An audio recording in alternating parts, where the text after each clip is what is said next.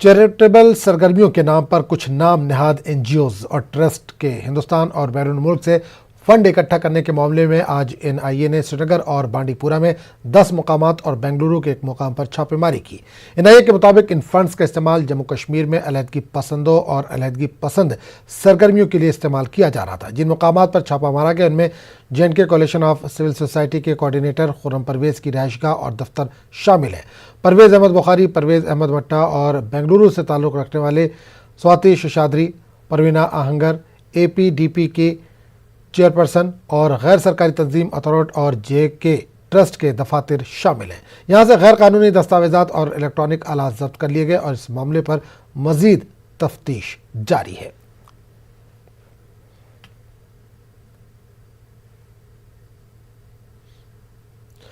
वज़ीर ममलकत PMO जितेंद्र सिंह के मुताबिक NIA की कार्रवाई गुज़िश्ता 1.5 साल से जारी है। ऐसे में अपोजिशन की जानिब से इस मामले को तूल देना बेमानी है। इन्होंने मजीद कहा कि अपोजिशन बिहार असेंबली इंतखाबात के चलते NIA की छापामारी को एक इशू बनाना चाहती है।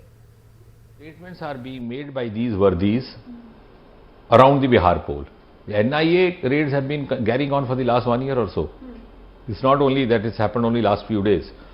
The NIA raids have been happening for the last 1.5 years, particularly after the governor rule took over. And even the JKCA scan and all those things, the investigations by the CBI were being carried out at Chandigarh office till about 3 years back. Their statements in this regard have started coming. So it is they who are to be accused, not we. So by pointing out a finger to us, they are actually pointing a finger to them. So you should ask them, if the NIA raids were happening earlier also, why didn't you raise this issue at that time? Why are you raising it at the time of Bihar election, which means that you want to make it into an issue for Bihar polls, which we are not, but you are trying to make it an issue. जिला बडगाम के मोचू इलाके में हुए encounter में 2 जैश-ए-मोहम्मद के militant मारे गए। Police के मुताबिक 2 मिलिटेंटों की लाशें इनकाउंटर साइट के करीब से मिली हैं। इस इनकाउंटर में फौज का एक जवान जख्मी भी हुआ है। श्रीनगर पुलिस, बडगाम पुलिस और फौज के 50 RR की मुश्तरका टीम ने मोचू में मुहासरे और तलाशी की कार्रवाई की। फोर्सेस की मुश्तरका टीम मुश्तबा मुकाम की तरफ पहुंची तो छुपे हुए मिलिटेंटों ने फोर्सेस पर फायरिंग कर दी। मोचू लाल चौक श्रीनगर से सिर्फ 10 किलोमीटर के फासले पर है। इनकाउंटर के मुकाम से असलहा और गोला बारूद भी बरामद किया गया है। हलाक होने वाले मिलिटेंटों की शिनाख्त पुलवामा के जावेद अहमद के नाम से हुई है और एक मिलिटेंट गैर मुल्की है जिसकी शिनाख्त खालिद इलियास उर्फ वलीद भाई के तौर पर हुई है। IGP कश्मीर विजय कुमार ने तफसीलात की तस्दीक करते हुए कहा कि मिलिटेंट श्रीनगर के मज़ाफ़ात में सरगर्म रहने की कोशिश कर रहे थे, लेकिन पुलिस का एक अच्छा नेटवर्क है और वो इन्हें ख़त्म कर रही है। श्रीनगर पुलिस को इत्तला मिली थी कि वहाँ 2 मिलिटेंट छिपे हुए, तो श्रीनगर पुलिस, बडगाम पुलिस और CRP आर्मी मिलकर कॉर्डन डाला। कॉर्डन डालते ही मिलिटेंट ने फायर शुरू कर दिया, जिसमें एक आर्मी के जवान जख्मी हो गए। इनकाउंटर में 2 टेररिस्ट मारे गए। दोनों जैश-ए-मोहम्मद आउटफिट से ताल्लुक़ रखते हैं, जिसमें एक आइडेंटिफिकेशन हुआ था वो पाकिस्तानी है, वलीद भाई खालिद इलियास बोलते हैं, और दूसरा कि साउथ कश्मीर पुलवामा डिस्ट्रिक्ट है, जावेद। बिल्कुल सही बात है, लेकिन आपको लोकल पुलिस को इसमें मैंने कि अप्रोच करना चाहिए कि इन नेटवर्क बहुत अच्छा है, इन्फॉर्मेशन आ रहा है और हम लोग इनकाउंटर को कामयाबी कर रहे हैं। और उसमें जो बड़ी बात है कि जो कल रात भी हम लोग जो इसमें मौका दिए थे कि सरेंडर कर जाए, इनकाउंटर से बाहर निकल जाए, लेकिन सरेंडर नहीं किया। लेकिन हम लोग पूरा मौका देते हैं कि खासकर जो लोकल टेररिस्ट को फंसता किसी भी इनकाउंटर में, उसको पूरा मौका देते हैं कि वो लोग बाहर निकल जाए, अपनी फैमिली के पास चल जाए, मेन स्ट्रीम आ जाए। आज पुलिस ने दरमियानी शब मखसूस इनपुट की बुनियाद पर PS मेढर के कलाबान इलाके में पुलिस और 37 RR के जरिए मुश्तरका तौर पर कॉर्डन और सर्च ऑपरेशन शुरू किया। दौरान कलाबान के जंगल में मिलिटेंटों के एक ठिकाने का पता चलाया गया। यहाँ से असलहा और गोला बारूद बरामद किया गया, जिसमें एक AK-56, 3 AK magazine, 793 AK rounds, 1 बिनाक्यू, 1 radio set, 1 Pakistani made पिस्तौल, 1 पिस्टल मैगजीन, 1 सोलार चार्जर और 1 पाउच बरामद हुआ है।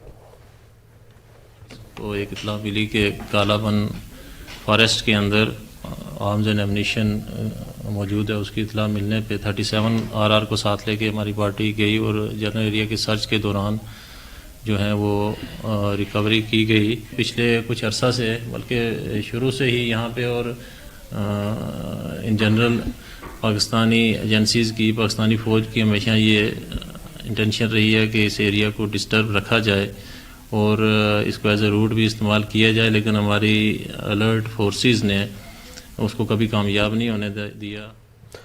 फौज की 2 सेक्टर के कमांडर ब्रिगेडियर टी.एस. ठाकुर ने हालिया दिनों में मिलिटेंटों के खुदसुपुर्दगी को एक खुश आइंद कदम करार दिया।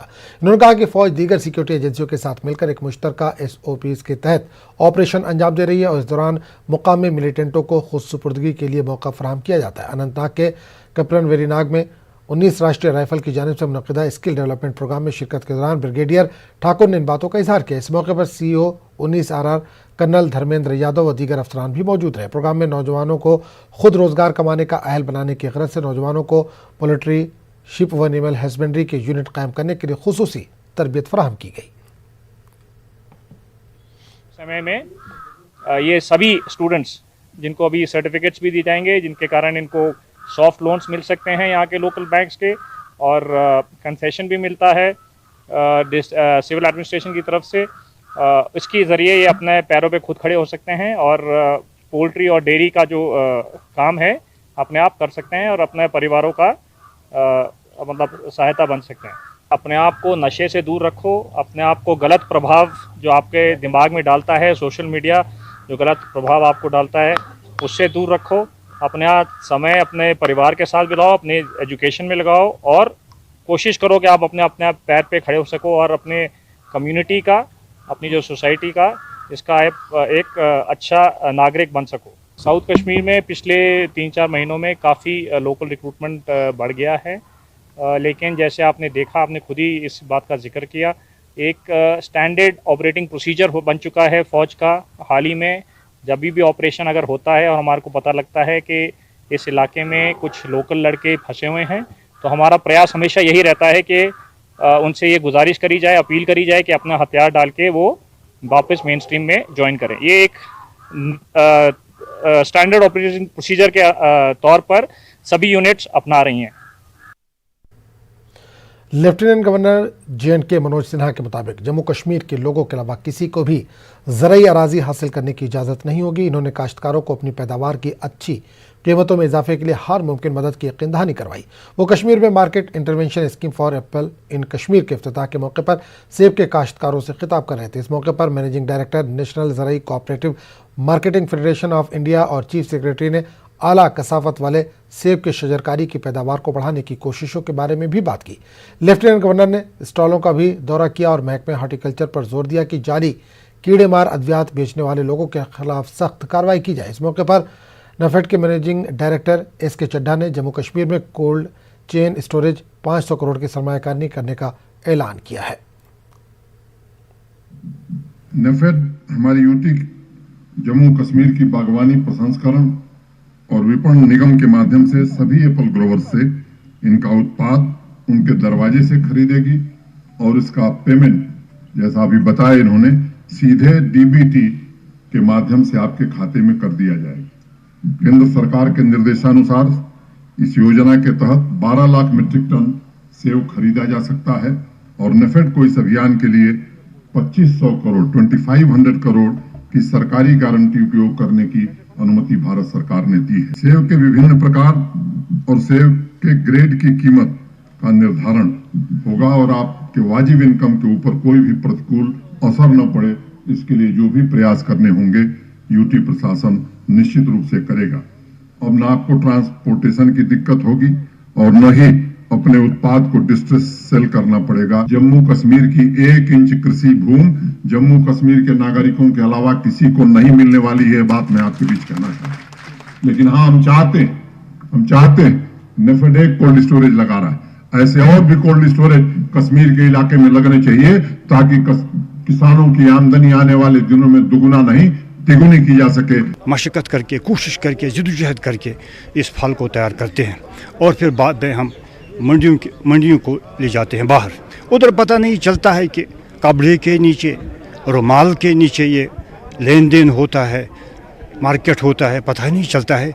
लेकिन ये स्कीम जो यहाँ आज लॉन्च हो रही है, तो इससे एक चीज़ होगा, एक तो वो सिलसिला ख़त्म हो जाएगा, तो बीच में ख़त्म हो जाएगा और फार्मर जो है, जो मेहनत करने वाला है, वो खुद ब खुद उसका मालिक बन जाता है। इसी की हमें मुद्दत से तलाश है। वादे कश्मीर के बाद पीडीपी को जम्मू में जबरदस्त झटका लगा है। पार्टी के 3 सीनियर लीडरों ने पार्टी से इस्तीफा दे दिया है। तमाम पीडीपी ने यह कहकर जम्मू में मुकीम इन रहनुमाओं के इस्तीफे को रद्द करने की कोशिश की है कि आने वाले दिनों में पार्टी सरबराह इनके मसाइल को सुनेंगे। दूसरी जानिब बीजेपी ने इस मामले पर पीडीपी की चुटकी दी है। ये है जम्मू में मुकीम पीडीपी के साबिक रहनुमा वेद महाजन।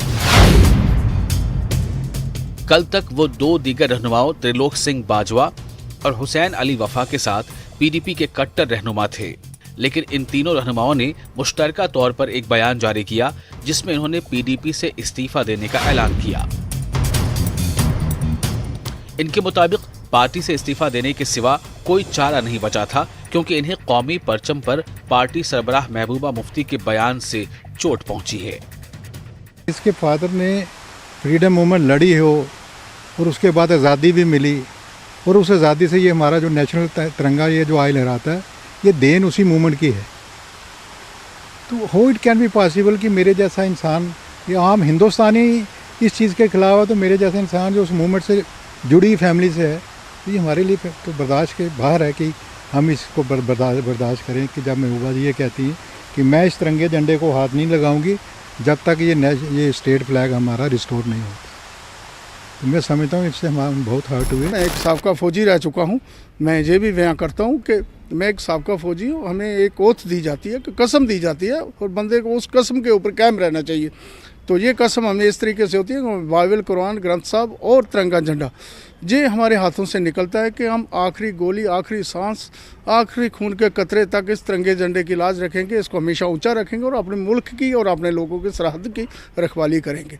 ये हमारा प्रोग्राम है। इससे हमें जो हमारे सेंटिमेंट्स हैं वो हर्ट हुए, पूरे जम्मू के लोगों के हर्ट हुए, इसलिए हमें भी इसकी तकलीफ़ पहुंची है। यही एक मेन काज बन गया यहाँ पे आज हमारा पार्टी से एक किनारा कशी करने का।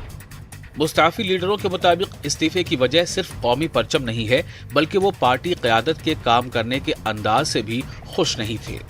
वहीं पीडीपी लीडरों का कहना है कि पार्टी की सरबराह जल्द ही इन मसाइल को हल कर लेंगी।